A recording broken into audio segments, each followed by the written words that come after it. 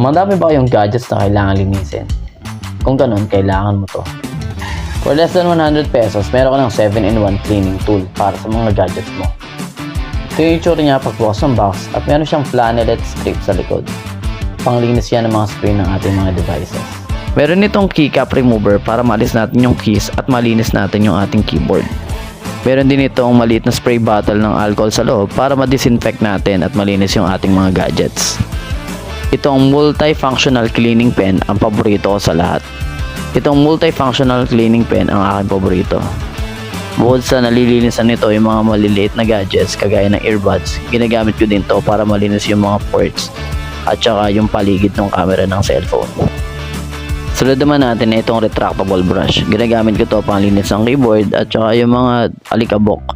Itong flannelette kanina, ganito siya ginagamit. So pagka-spray natin dito ng alcohol, tsaka natin siya